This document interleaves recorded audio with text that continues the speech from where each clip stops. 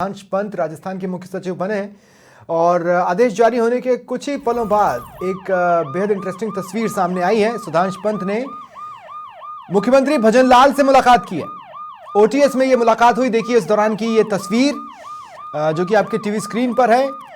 OTS पहुंचे सुधांश पंत और CM Bhajanlal Sharma से मुलाकात की। देखिए मुख्य सचिव उन्हें बनाया गया है खासकर इकोनॉमिक्स के लिहाज से, प्रदेश की इकोनॉमिक्स के लिहाज से, आर्थिकी के लिहाज से सुधांश पंत एक बहुत महत्वपूर्ण कड़ी ब्यूरोक्रेसी की माने जा रहे हैं जो सरकार की तमाम उम्मीदों को आगे बढ़ाएंगे। सरकार की उम्मीदों पर खरा उतरकर प्रदेश को विकास के पथ पर आगे ले जाने में सक्षम है। इसी क्वालिटी के तहत उन्हें मुख्य सचिव चुना भी गया है। जैसे ही आदेश जारी हुए उसके कुछ ही मिनटों बाद सुधांश पंत ओटीएस पहुंचते हैं और मुख्यमंत्री भजनलाल से मुलाकात करते हैं। जाहिर तौर पर आगे के रोड मैप पर बातचीत हुई होगी। ये आसानी से समझा जा सकता है कि सीएम भजनलाल शर्मा ने सुधांश पंत के सामने ये साफ किया होगा कि सरकार को उनसे क्या उम्मीद है, सरकार क्या चाहती है उनसे, किस तरह की डिलीवरी चाहती है उनसे। और ये भी तय है कि सुधांश पंत ने भी मुख्यमंत्री भजनलाल शर्मा को आश्वस्त किया होगा कि जो भी आपकी उम्मीदें हैं उस पर खरा उतर कर दिखाऊंगा। सहयोगी दीपक व्यास इस वक्त मेरे साथ फोन लाइन पर जुड़ रहे हैं। देखिए दीपक, सुधांश पंत तपे तपाए व्यक्ति हैं, इसमें कोई दौराय नहीं है, लेकिन ये तस्वीर और आदेश जारी होने के कुछ ही मिनटों के बाद इस मुलाकात का होना बताता है कि हर कोई काम करने के लिए कितना आतुर है, खुद को साबित करने के लिए कितना आतुर है। देखिए बिल्कुल कपिल, यहाँ पर सुधांश पंत जो है उन्होंने मुलाकात यहाँ पर की है और राजस्थान के मुख्यमंत्री भजनलाल शर्मा से मुलाकात की है। तस्वीरें हम देख सकते हैं और साथ में उषा शर्मा जिनका आज कार्यकाल समाप्त हुआ है वो भी इस दौरान मौजूद यहाँ पर रही है। तो तस्वीरें देखिए बेहद मैसेज देने वाली है कि सुधांश पंत को जैसे ही ऑर्डर जारी होता है शाम को और उसके बाद में करीब कुछ मिनटों बाद में जाकर वो मुख्यमंत्री से मुलाकात करते हैं और संभवतः देखिए मुलाकात के दौरान सरकार की जो प्राथमिकता रहने वाली है उसको लेकर मुख्यमंत्री ने अवगत करवाया होगा कि हमारी सरकार की प्राथमिकता है और सुधांश पंत ने भी उस पर पूरी तरीके से भरोसा करने की बात यहाँ पर कही होगी कि जो भी सरकार की प्राथमिकता है उसको पूरी तरीके से पूरा किया जाएगा, चाहे वो सरकार की घोषणाएं हो, चुनाव में जो घोषणा बीजेपी ने की थी वो हो, या सरकार जिन मुद्दों पर फोकस करना चाहती है, जिन टॉपिक पर फोकस करना चाहती है उसको लेकर यहाँ पर आश्वासन जरूर दिया गया होगा। लेकिन यदि हम सुधांश पंत की बात करें तो सबसे देखिए बहुत ही 1991 बैच के अधिकारी 1993 में जयपुर में एलजीएम रह चुके हैं, कलेक्टर वो रह चुके हैं और कई जिलों की कलेक्टरशिप वो कर चुके हैं।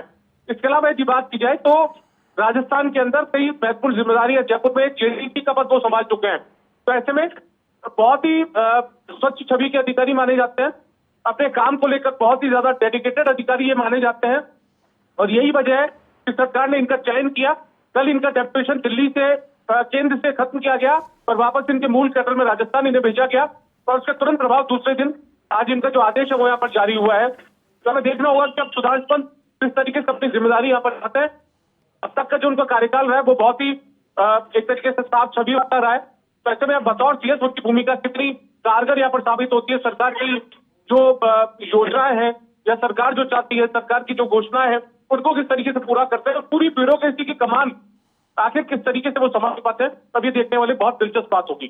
बिल्कुल दीपक, देखिए मैं ये कहना चाहता हूं कि ये जो सिलेक्शन है वो पीएम और एचएम के लेवल से हुआ है। पीएम ऐसे ही हर किसी को जिम्मेदारियां नहीं देते, वो पहले देखते हैं कि इसमें कितनी काबिलियत है और उसके हिसाब से जिम्मेदारी दी जाती है। इसका मतलब है कि सेंटर की भी राजस्थान पर निगाहें हैं और सीएम भजनलाल शर्मा को भी अपने आप को साबित करना है, चूंकि पहली बार विधायक बने और सीधे चीफ मिनिस्टर बने हैं। सबसे बड़ी जो समस्या है वो आर्थिकी की है और जिस तरह से 5-5 अवार्ड सुधांश पंत को उनके कार्यकाल के दौरान अलग अलग समयों पर मिले हैं, ऐसे में ये माना जा सकता है कि ज्यादा जो फोकस है या जो ज्यादा इनसे इन पर निगाहें हैं, इनसे उम्मीदें हैं, वो आर्थिकी से जुड़ी हैं।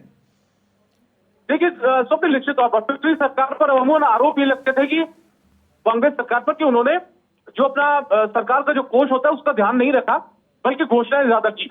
तो ऐसे में उन घोषणाओं में कितनी घोषणाओं को पूरा अभी तक चालू रखना है, ऐसे में उसकी धन की व्यवस्था भी करनी होगी सरकार को, सरकार की जो आर्थिक स्थिति है उसको भी सुदृढ़ करना होगा। ये तमाम चुनौतियां भी सुधांश पंत के सामने रहने वाली है। इन सबके अलावा यदि आप स्वतंत्र देखेंगे तो बड़ी जो जिम्मेदारी है वो तमाम उन ब्यूरोक्रेसी को भी काम में लेने की है, क्योंकि पिछली सरकार के वक्त में अमूमन इस तरीके की बातें आती थी कि ब्यूरोक्रेसी पर लगाम नहीं है, इस तरीके की बातें जो है ना वो सामने आती रही है। ऐसे में इस सरकार के सामने वो चुनौती कि उस ब्यूरोक्रेसी को कैसे ढर्रे पर यहाँ पर लेकर आया जाता है। ऐसे में सुधांशु पंत मुझे लगता है कि बहुत बेहतर जो अधिकारी है वो यहाँ पर साबित हो सकते हैं, क्योंकि मुझे जितनी जानकारी है पिछले कुछ लगभग आप मान लीजिए 1.5 साल पहले भी वो राजस्थान में थे और उस समय पीएचडी में ये रहे हैं और उस समय के मंत्री से भी इनकी किसी बात को लेकर अनबन हुई। उसके बाद में ये चले गए थे यहाँ से डेप्यूटेशन दिल्ली में इनका केंद्र पे हो गया था, प्रतिनियुक्ति पर ये चले गए थे। इससे पहले मैं आपको सबसे यदि 12 साल पुरानी बात बताऊं तो उस समय के तत्कालीन यूडीएच मंत्री शांति धारीवाल से भी एक मुर्गी खाने की जमीन के विवाद को लेकर भी बात सामने आई थी।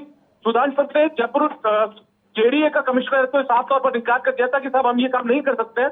ऐसे में निर्विवादित अधिकारी ये रहे हैं, साफ तौर पर जिसे कहते हैं कि दो टूक बना करने वाले अधिकारी रहे। तो ऐसे में इनकी कार्यशैली काफी प्रभावित करती आई है जनता को भी, जनता से भी ये संवाद इनका चाहे कलेक्टर रहते हो चाहे जेडीसी रहते हो वो बहुत बेहतरीन रहा है।